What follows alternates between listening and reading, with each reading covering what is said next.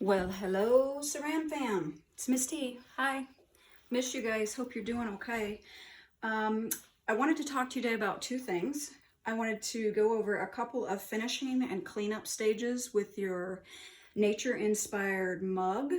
And I also want to talk to you guys today about handles and how we're going to make those and construct those and put them on your form.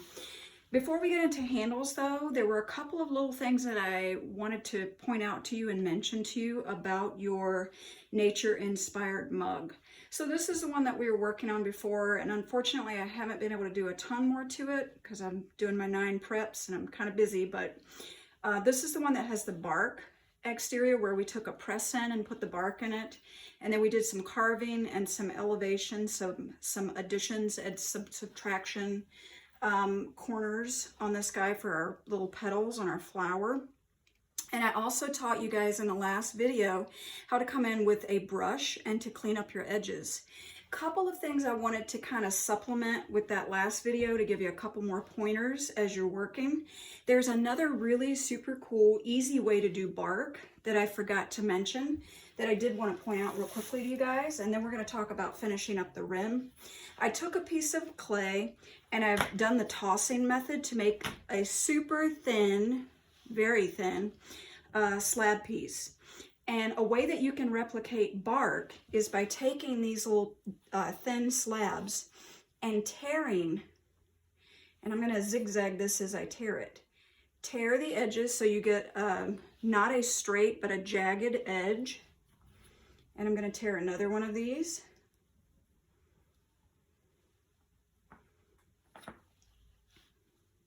And when I tear these, you can see that it creates a jagged edge. And when you overlap these, it can replicate bark, which is super cool. And I'm going to do a couple more and then show you guys one or two things. There's a really amazing artist, and I, being awful, have forgotten her name, but she will take and throw forms actually on the wheel. And when she throws things on the wheel, she will then come in with these thin slabs, exactly like I'm doing. She will score and slip the exterior edge of her form. And then after she scores it and adds the slip, she will layer these bark pieces that she scores and slips the back of. You always score and slip everything, and stagger that overlap. And if the slab pieces are thin enough, you'll get these really beautiful elevated bark-like structures. Now, to make this look even more believable, if you take this really thin slab piece and before you do the tearing, if you were to take an actual piece of bark and kind of press into the slab, it will give it a texture to begin with. But let's say you don't have a piece of bark. We're all about, you know, this is COVID-19, so we're all about compromise and we're all about doing whatever we can. You can come in with something like our scoring and slipping toothbrush, and you can create a pattern yourself on that thin slab by doing this, and by pressing in. You can have a little bit of height elevation by taking our paper clip, pulling out a little bit of the clay, and it's going to give it a more textured bark-like surface, and I hope you guys can see that. And then that would look super cool, scored and slipped on the outside of our nature-inspired mug. Okay, it kind of looks a little bit like if you had some flatter areas, you could do like a birch bark kind of effect, and it looks really cool. Now, if you're going to do this method, it's important that your initial slab for your form is really thin, but it looks really, really nice when you're done, and it's well worth it. All right, so let's say that you've done your sculpture, and I know that a lot of you are not finished, and that is totally cool. You're going to be working on handles tomorrow and Thursday, so you're going to have plenty of time to finish this. But let's say that you have done your entire nature-inspired surface work on this form. The last couple of things that you want to do, you want to come in and do a little bit of thinning, particularly around the rim of your mug. Okay, we want this top part that people see first to be very symmetrical and even. So spend some time shaping and blending, making sure that that looks even. The other thing that we're going to do is come in with a sponge, and you want to smooth that surface.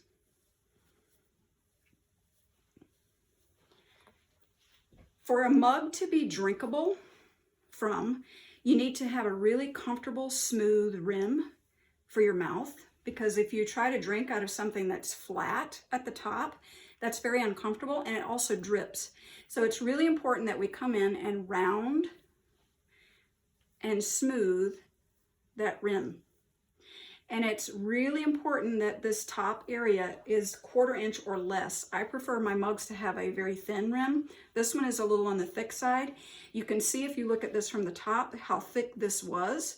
And remember, we kept our slabs thick because we knew we were going to be doing carving. But now I have to come in and make this part usable after I've carved out some of the other areas. And you can see that I've lowered some sections here, but I want this to be thinner. So I would continue thinning that and continue making that more usable. The other thing that is a really good idea to do is the bottom. Unless you have sculptural components that are coming off of the base, it's a really good idea to come in and do a little angled mark like this around your edge.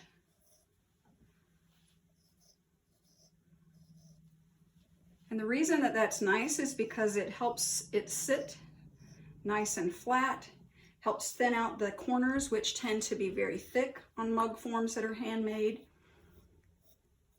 And it also just gives it a really clean, finished look. Okay, as you can see, that looks a lot more even and smooth. And then I also like to come in and smooth my base. Now this has been sitting on plastic bags and it's been sitting on things as I've had it in storage, so I'm gonna have to do a little work to get that clean. And then of course you would carve your name in the base. But you can see at an angle that makes it look more finished and more usable. Okay, so let's say that you've got this guy ready. We're now ready to start talking about doing the handles. So I'm gonna put mine over to the side so that it doesn't get in the way. And we're gonna talk about, well, how do you start actually making a handle and what should your handle look like? Handles on thrown pottery tend to be what we call pulled handles. So if we look at this particular form, this is a mug that was thrown on the wheel. This is a pulled handle, which is what I'm going to demonstrate today.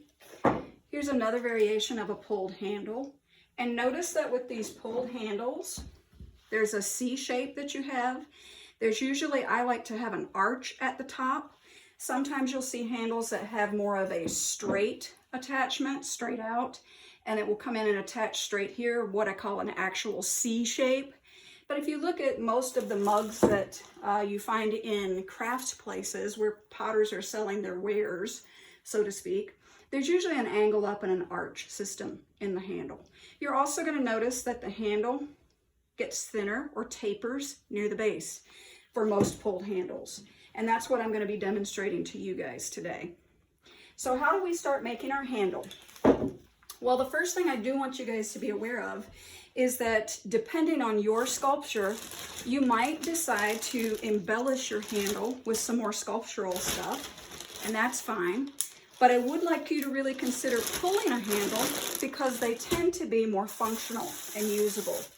A lot of times students with sculptural projects will try to roll out a flat slab to make their handle out of. So in other words, they'll just take a rectangle of clay and try to shape it into a handle.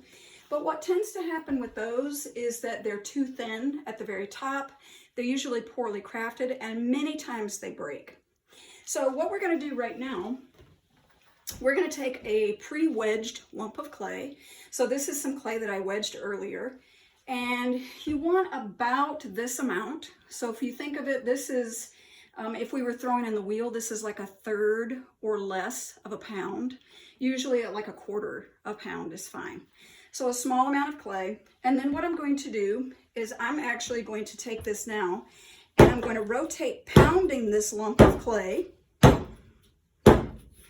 Notice that I'm going only on the sides. I'm not going to the ends. I'm going to stretch this out and make a rectangular form.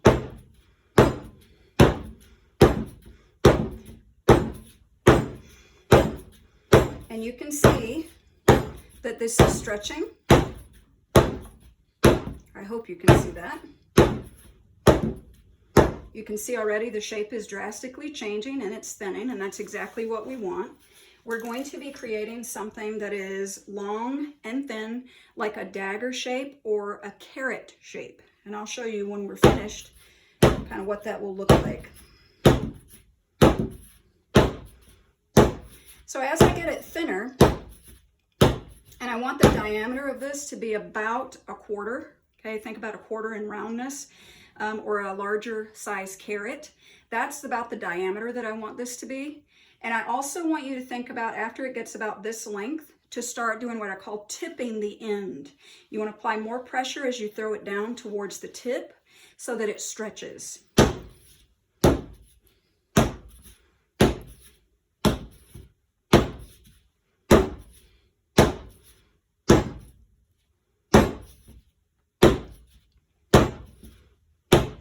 So after you've elongated it and we've created a dagger, okay, don't hurt anyone with the dagger, but we have a dagger shape now. What we're going to do is we're going to come in with some water. And I like to use warm water because I'm a baby. And what we're going to do is we're going to wet our hand and we're going to wet the surface of the clay. And then what we're going to do is we're going to proceed to stretch the clay out and pull it to lengthen it and thin the clay. When we're doing the pulling stages, I'm not going to be using my fingers to do the pulling of the clay. I'm going to be using this interior pad system right here of my hand to apply the pressure and to create the lengthening effect. We want to make something that ends up looking almost like a belt strap, okay? So I'm going to take my dagger, hold it. I'm right-handed, so I'm going to use my right hand to do the pulling stage. And I'm going to rotate which side.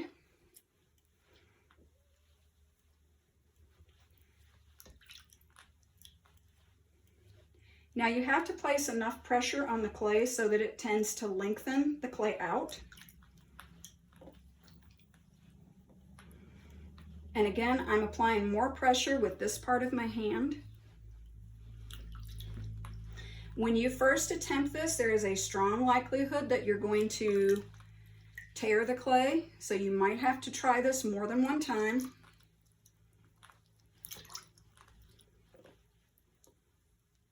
And I'm rotating the way that I'm putting the pressure on the clay.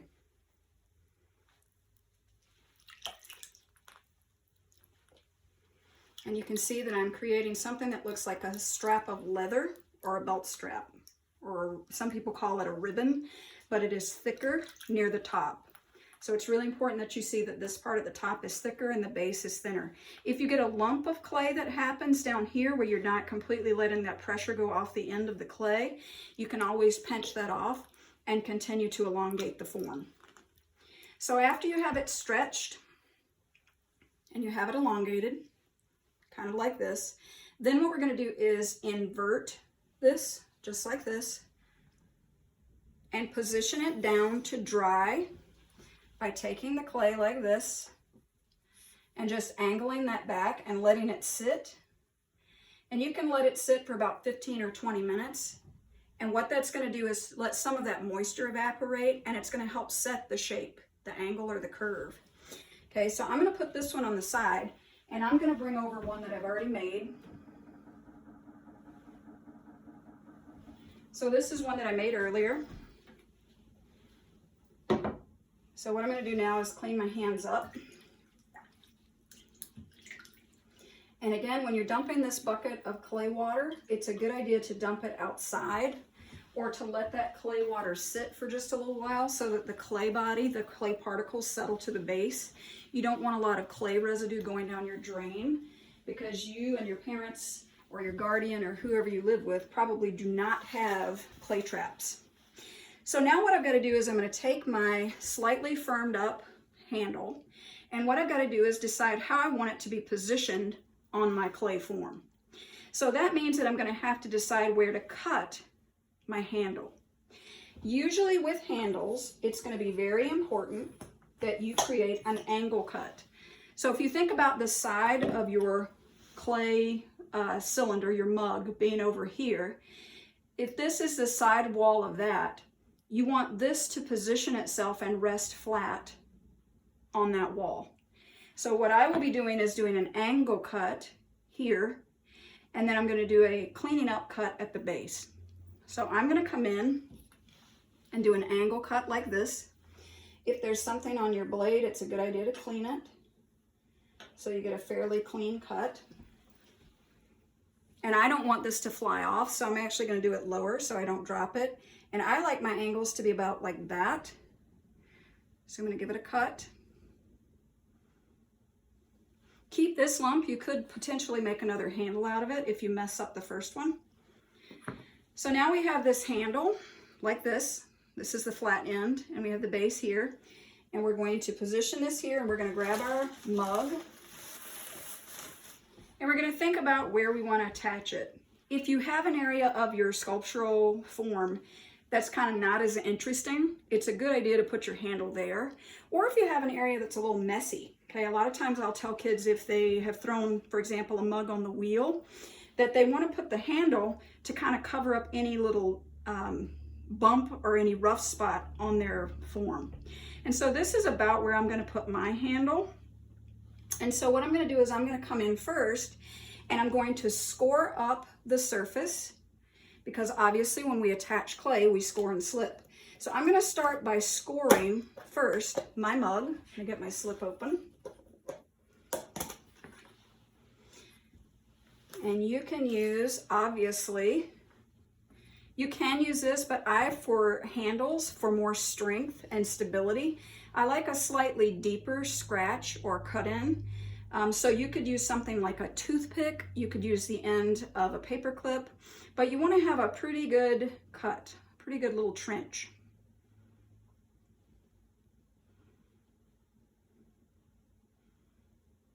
So that's what I'm going to do at the top.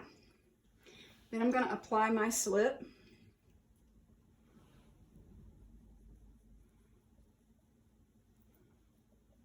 I am not going to apply the slip at the bottom yet.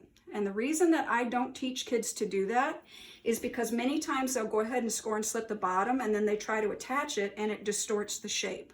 So what I'm going to teach you to do is apply the slip at the top. We're going to attach the top and then decide where the bottom goes. Now I'm going to let that sit for just a second. Remember that I like to let slip firm up for just a second. And I'm going to take a look at my handle. The top part of my handle is what's going to attach to the wall of my cylinder. So I'm going to come in with either my paper clip and I'm going to score up the base. Now if we had a serrated rib, one of those metal scraper ribs with the little teeth on it, those are usually what I use to do all of my scoring and slipping for handles. But hey, we're in COVID-19. We're doing what we got to do here. And then the other thing, a little trick that I noticed from a potter friend of mine, is to use your fingernail to kind of come in and flare out the very end, mushroom out the very end of that area where you're going to attach it. Now you might say, Miss T, why do you want to flare out the end? And I'm going to show you what this looks like after I flare it. You can see that from the side that's kind of mushroomed out a little bit. The reason that we want to do that is because when I attach this to my wall in my cylinder, I don't want to have a waste. I don't want it to get thinner as it's attached. I want it to gradually angle out and be even. So by mushrooming this out and flaring out that edge, it's going to give me a nice smooth attachment. So then I'm going to put my slip on the end that I have flared out.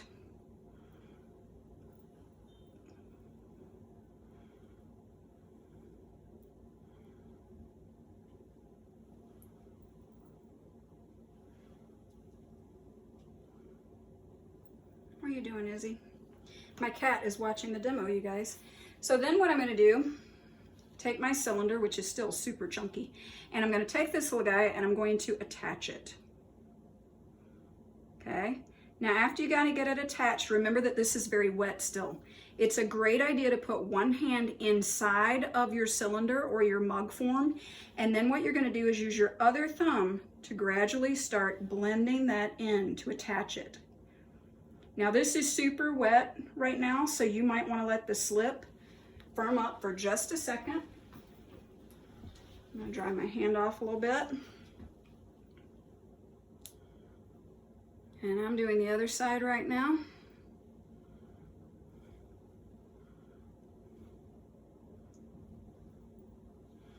And I'm blending and smoothing with my finger. Keep your hands dry. Now there are many potters, if you watch videos of attaching handles, you'll see a lot of potters will take a lump of clay that they attach, and then they will actually physically take the water step and pull this again while it's attached to the sculpture or to the cylinder. For your very first one, I'm not going to have you do that. Although later, as you practice, particularly with wheel thrown cylinders, that's going to be a great skill that you can learn. And you can see that I'm cleaning that up.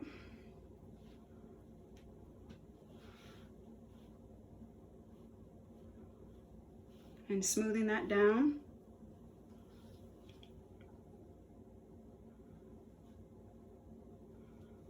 And blending so that it looks very much like it is organic and flows from the actual form.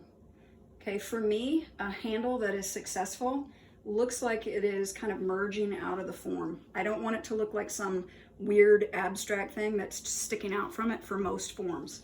Now comes the part where we have to do what I consider the hardest part. We still have one section of our handle that's loose, and what you need to do is we need to make sure that this is straight. Many times beginning students will put their handle, the bottom, in the wrong position, and as you can see, then it's not straight. So what we're going to do is we're going to line this up. Okay, so I'm going to look at this directly from overhead, and I'm visually eyeballing this to decide what is my straight line of attachment. And then what I'm going to do after I kind of know where I want it to go, you can take really anything, needle tool, paper clip, anything that we're using in COVIDville, and just make a mark so we know where to place our handle. Then what we're going to do, I'm going to gently lift my handle like this, and I'm going to reach under there and I'm going to score that area.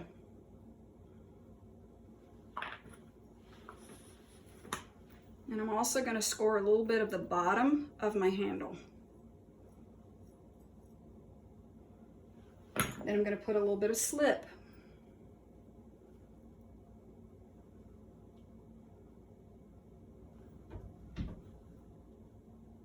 Slip, remember, is our adhesive. It's like our glue.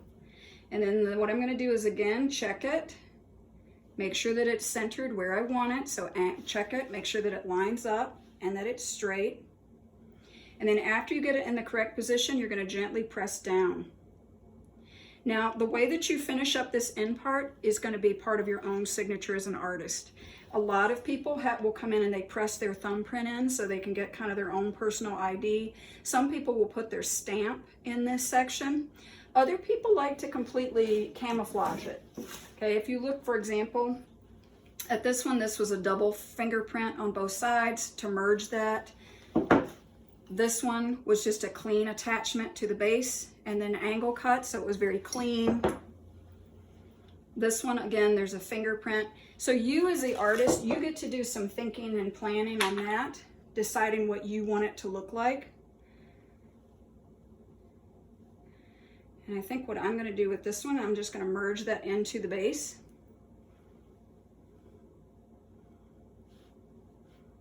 Clean up that outside part. And then, of course, you guys know how I like to clean things up. I'm going to take just a touch of water. And again, come right along that side and clean up that handle attachment. Because I don't want to see a bunch of oozy slip coming out from under there. I want it to look clean. I want it to look even. And now, obviously, I would take more time to finish that up and make it look nice. But that gives you guys a sense of how to go about attaching your handles. Also, remember that after you attach your basic thrown and, your basic pulled handle, which is thicker here, you can come in and add decoration to the exterior part of the handle as well. So I could come in and do texture markings. I could come in and add things.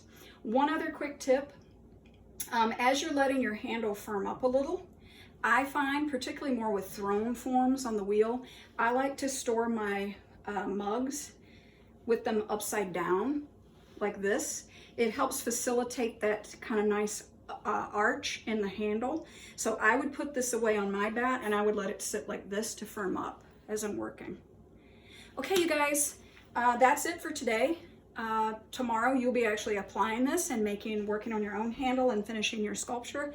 Hope things are going well. I miss you guys. See me in office hours, or if you need me to look at your form, email me some pictures and I'll give you guys feedback. Have a great week.